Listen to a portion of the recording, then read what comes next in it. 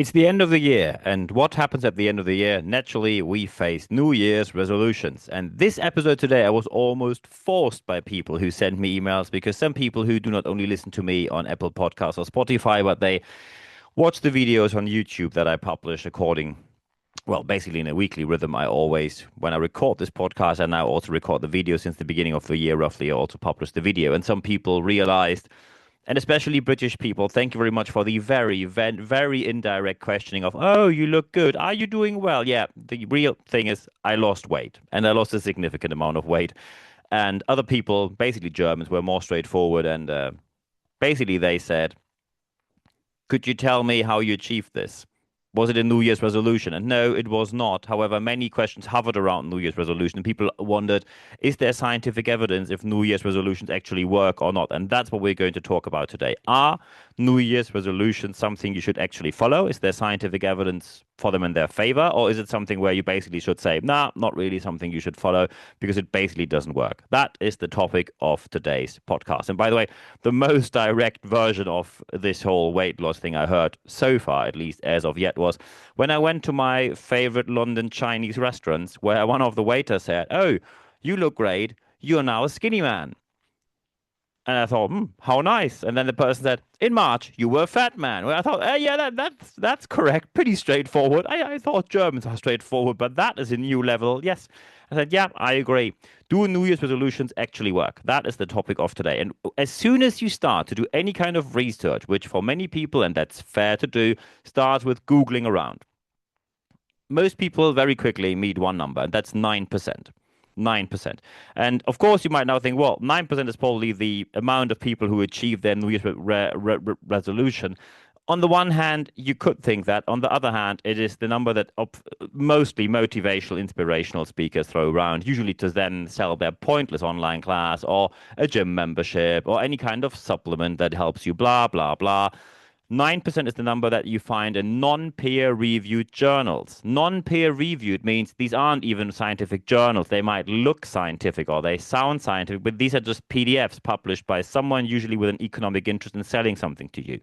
9%, there's no scientific backing. I couldn't find any scientific backing for the number of 9%. But people use this because it triggers a certain moment of credibility with you when you're listening. When I tell you something like, listen, I looked up in science, and 9.31% of all people actually are able to achieve their New Year's resolutions. Sounds great, doesn't it? Really scientific, really scientific. It sounds scientific because it's an odd number. That's the only trick they do here. If anyone would tell you 10% only achieve their New Year's resolution, you would say, that's not true because it just sounds too random.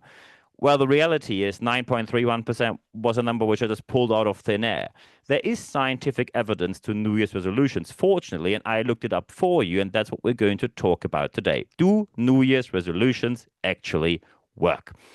And the question now is how to approach them if they work. And of course, there's science, and the first bit of science, because when you look at these studies, always look at long-term studies, because when people now say, well, Niels, you're quoting a study from 1988. Yes, I do. And that's one of the major ones. Norcross and Vangarelli did in 1988 a study for long-term observations,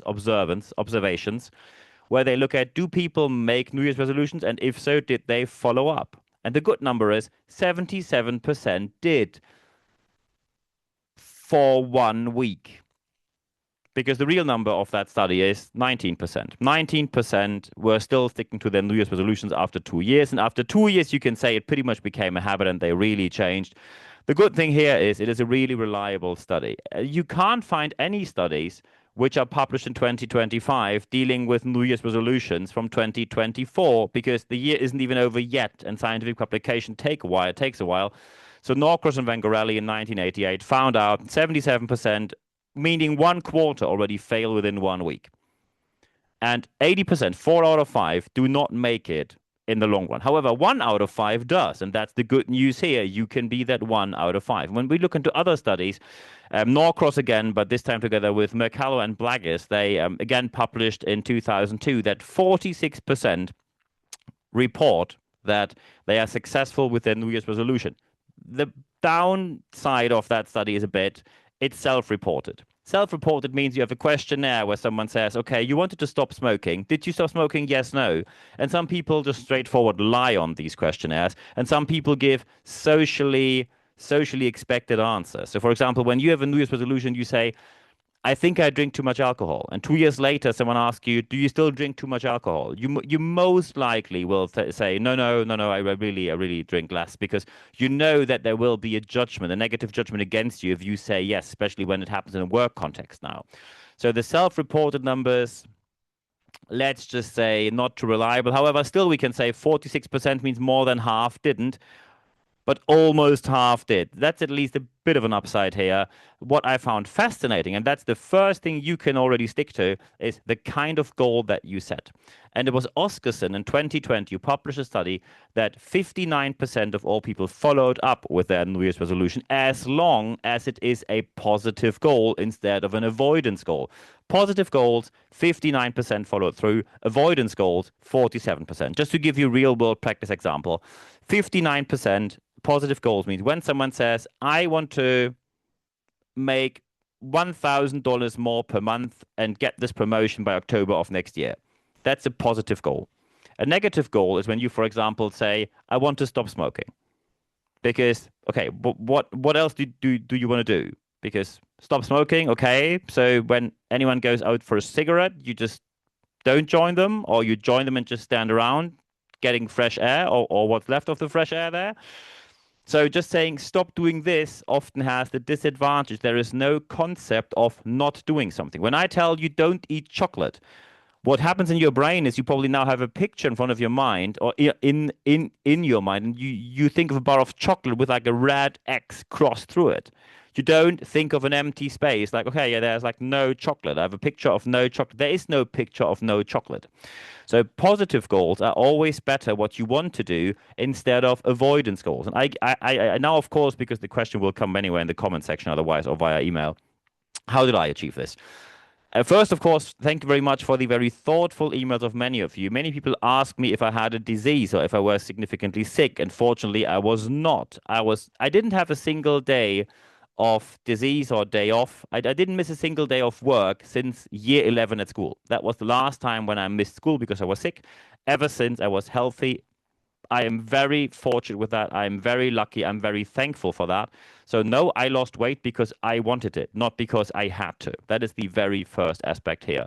And on April 25th, completely random date, it was a Sunday where I said, enough, I want to lose weight. However, I immediately also decided on what to do. So, for example, I decided I stopped to drink the fizzy drink of Coca-Cola, as my main drink of the day. I replace it with water during the working week and Coke Zero during the times when I go out. That was number one. Number two was I do not randomly grab any snacks that are available in meeting rooms. When I want to eat something which is like a bit sugary, a bit more sweet, a bit of a sweet tooth to serve, I ate protein bars, way more healthy. And the third aspect I did was I do not take public transport absolutely anywhere or a taxi. I keep walking. Any distance up to 1 hour, I walk. Meaning in Zurich, where I live, I almost walk anywhere because I live at Albisriedeplatz in the west, and within 1 hour I can walk up to Seefeld, which is in the east of Zurich. So I can walk almost anywhere. And in London, I have another rule where I say anything that can be done by bike within an hour, I do via e-bike. I use Forest, which is one of the vendors. There's also Lime and Voy and all these different vendors. Anything done which can be done via e-bike will be done via e-bike or walking. So when it's just walking, everything up to 1 hour is a walk. When it's more than 1 hour, I look at, okay, how far is it with a bike? If it's within 1 hour, I do 1 hour of bikes, e-bike riding. And that had a tremendous impact on my weight loss. 80 to 90% of a weight loss journey is new nutrition. The rest is moving. I didn't go to the gym. I never used how all these injection and diet injections and Ozempic and Monjano or something, or how all these in injection and needles are called. No, nothing of that. Zero, zilch, nada. So we now have to look at what are the failing approaches and why do they fail? And what are the successful approaches and why are they successful? So failing approaches. The number one is something is too vague. I can tell you now the New Year's resolutions of probably 80% of all people. Number one is stop smoking or be more healthy. Number two is lose weight, become more fit in general. Number three is be more successful, make more money, something like that. And that is just too vague. When you say you want to stop smoking, so what do you want to do instead of that? Simply stopping smoking when you're solely relying on your willpower might work when you're a very strong-willed person. However, let's say you're out, you get a couple of drinks, you're really in the mood, amazing times. Anyone goes outside, has a cigarette, and they offer one to you. Are you the one saying no? When you now say, yeah, yeah, I'm cool, congratulations. And when you now say, well, I'll probably get pressured into it, there you are. So what do you want to do? There needs to be a plan. So when anything is too vague, when you say, I want to eat more healthy, what does that mean? What do you want to eat? So, for example, when I had my weight loss journey, some people told me, oh, you know what? Cucumbers are great. There are hardly any calories in there. You can eat as many cucumbers as you want. It's basically just water with a bit of veggie around it, almost 0 calories. You can eat as many cucumbers as you want because cucumbers have hardly any calories. Here are my news. That's exactly how cucumbers taste. That's why I can't eat cucumbers all day because I'm just feeling I'm doing something which is inherently awful. And when someone says, "Oh yeah, sprouts are really nice," sprouts come straight from hell. That's my opinion on that. So when you now think I'm only sitting here eating salad, you're wrong with that one. I needed something better, and that's why I made a plan. I used AI. I got myself into research and science about new nutrition, and I set up a plan for every single situation which I am going to face. Can I always stick to the plan? No, because sometimes you have a client dinner where they serve you plates with non-healthy food, and then you can leave something aside, but probably not all of that. But in general, in most situations, you have control over what you eat. And when anyone in the meeting room grabs a cookie, you simply don't. You open the meeting with the first point on the agenda and you just get started. So number one is it's too vague. Number two is it's too outcome focused. And having a goal is important. However, when you, for example, say, I want to lose 20 kilograms or 20 pounds or 2 stone or whatever you want to lose, then how do you want to do that? And I told you I have my rule. So, for example, I walk everything up to 1 hour, except when I'm on a business trip where I have my suitcase with me. Everything up to 30 minutes will be walked. Exception is when it's storming or raining because I don't want to be dripping wet. So everything up to 1 hour walking with a suitcase, 30 minutes. If it's walking but it's too far, e-bike is the next option. Up to 1 hour here again. When I have a suitcase, I can't take my suitcase on an e-bike. So I have to take public transport, which then is option number three. And that is simply something I did. I didn't only have the goal in mind. I simply said I want to achieve it by having the means to do that. And when you say you want to have that promotion, you have to wonder, do you have what it takes? Maybe you need additional qualifications. Maybe it means getting that bachelor's degree. Maybe it means having a master's degree, which you do on the side besides full-time working. Maybe it means more networking. Maybe it means longer hours. 35, 40 or 50, 60 hours a week might mean all of that. And then you have to decide, do you want to do that? Only having the wish, saying, I want to have the amazing promotion and more money. And by the way, I want to have all of that on the back of 50 days paid holidays and a 35-hour working week. I got some bad news for you. Most likely it ain't going to happen. And I know this is not great, but it is part of that. You need to have the outcome and the plan what to do, not only the outcome, because that will vanish very quickly. Because the third option why aspects are failing. This is, by the way, all content from the people who did the studies in the first place. So all the thank you goes to Norcross, Vangorelli, Mercalo, Blaggis, and Oscarson, not to me. They put their brains in there. I'm just quoting this. And third aspect is when something is too dependent. So, for example, when someone says, and one person I can tell you did the exact right thing, and I'm going to give you the example of him in a minute. When you say, hey, I just need to be happier, so I need to focus on just, when there's sunlight out there, I really need, I need to be out there and I need to enjoy it because I really need the sun to be happy. And then I asked that person, where do you live? And they told me Trondheim, north of Norway.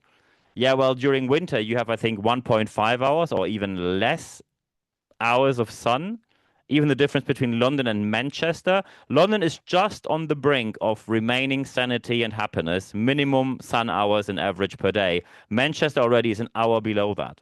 So when you are dependent on something which is beyond your means, when you say, I'm only happy when I see these friends, or when you say, I will go to the gym but I will take that one friend. So what do you do when that one friend has days off or is injured or is not in the mood? Are you suddenly retiring as well from going to the gym? When you are too dependent on factors that are beyond your control, you need to change something.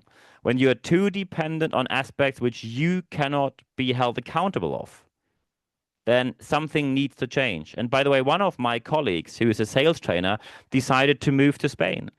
He said, we as a family, that means my wife and I and our child, we all say we are always genuinely happy when we are down there. And the main reason is the sunny weather and relaxed lifestyle. That, by the way, that was his quote, not mine. And that's it. So what do you want to do? He said, in April, we're going to relocate. They leave Germany and they move to Spain.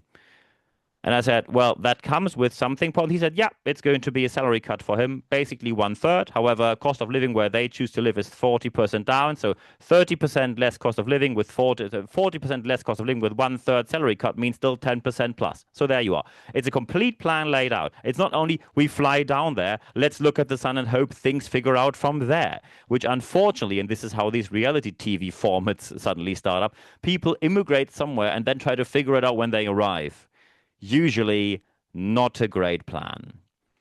So don't be too vague.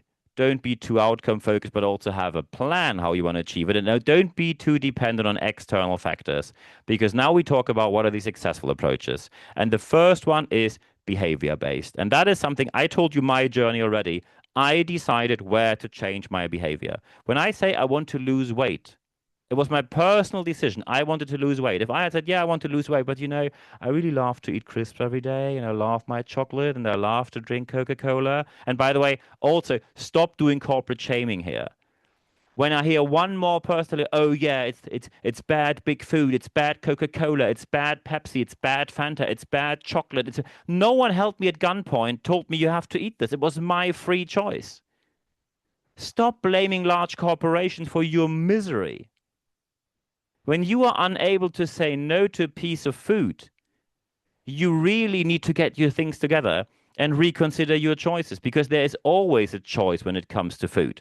Of course, in certain regions where salaries are low and costs are high, you can genuinely say that some people cannot afford healthy food. And then you need to figure out how to do that. However, in the vast majority of places where people are living in industry and industrialized countries, and most people who listen to this podcast live in these places, you have a choice. You know you have a choice, but you simply like to blame others. Stop blaming corporations. They have a 0% share in this, because you can choose what you eat. No one forces you and pulls your mouth open and crams down the chocolate bar.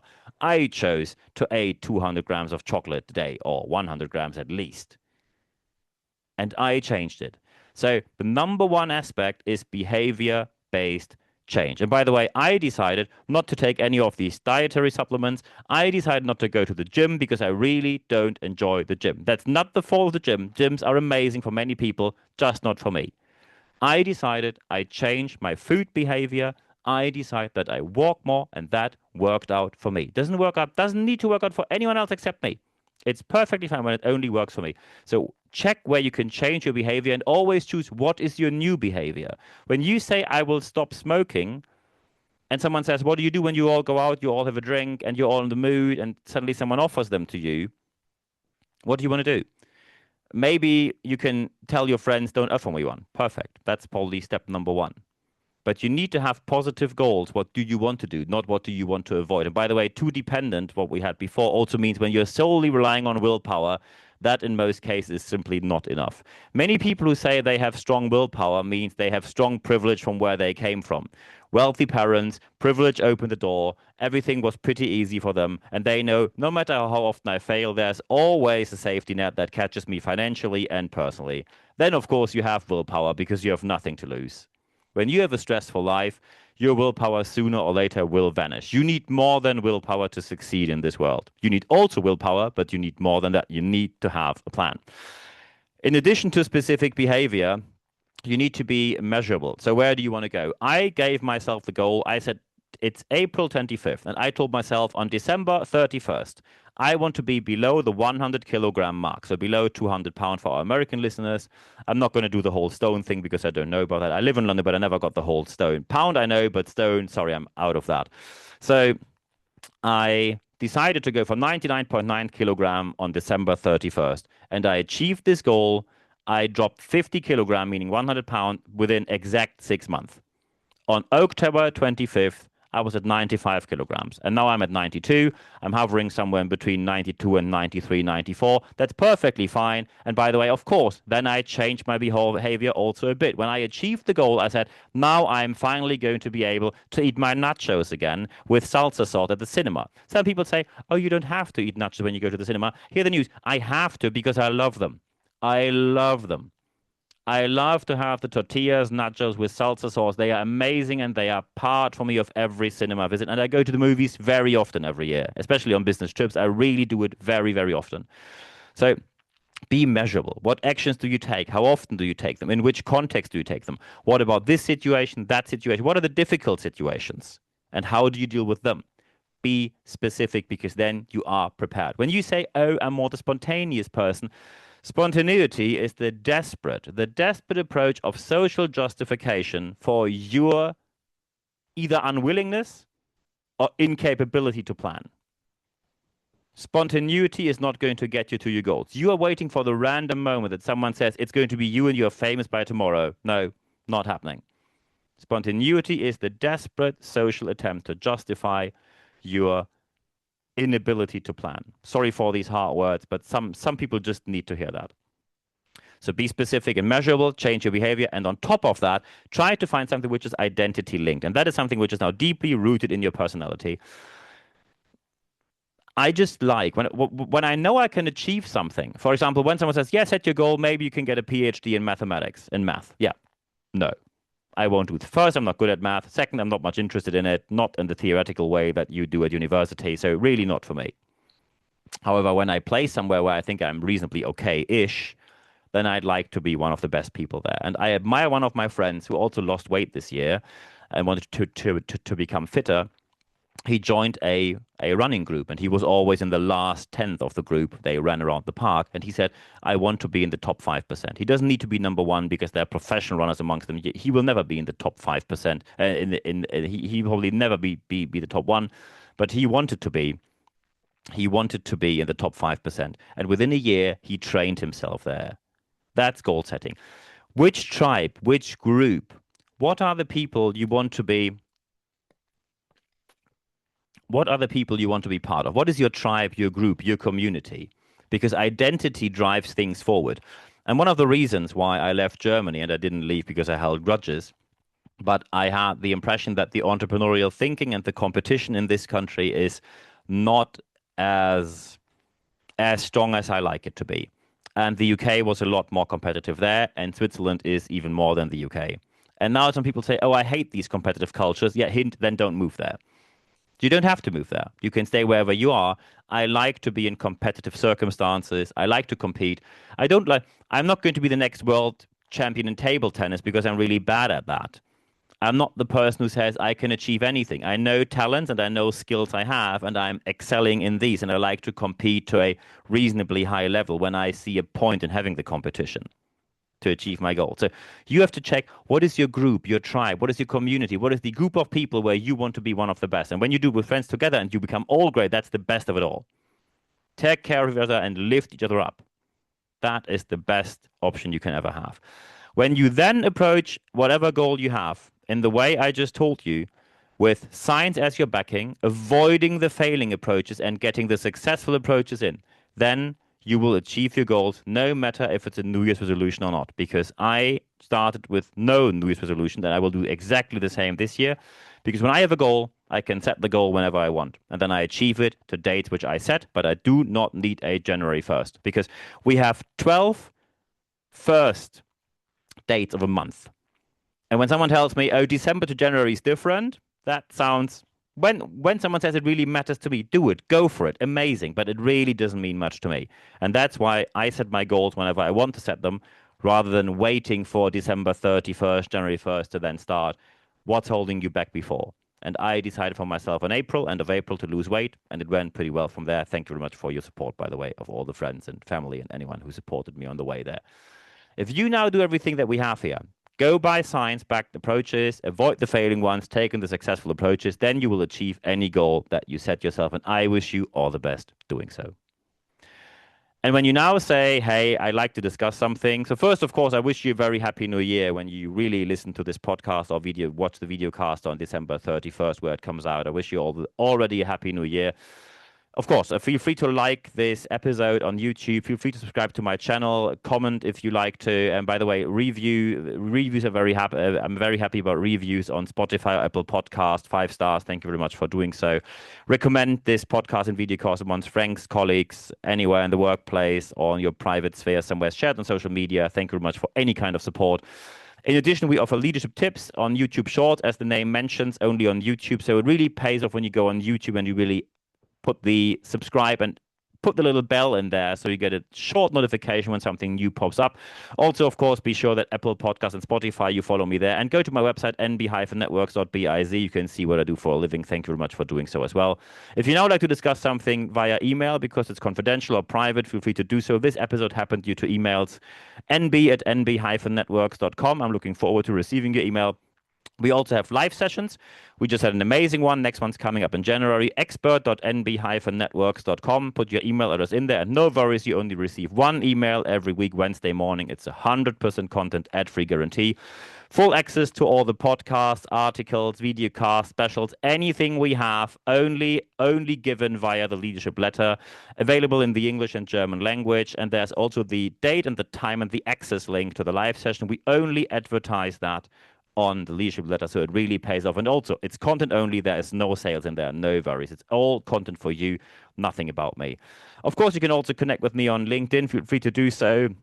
Follow me on Instagram, like me on Facebook, or subscribe to my channel on YouTube. The most important thing is always one of the last things I say here, and that is apply what you learned, because only when you apply what you learned, you will see the positive outcome and changes that you obviously want to see in your life, your company, or your organization, or anywhere in between or outside of that spectrum. I wish you all the best doing so. Happy New Year. And at the end of this podcast, as well as at the end of this video cast, there's only one thing left for me to say. Thank you very much for your time.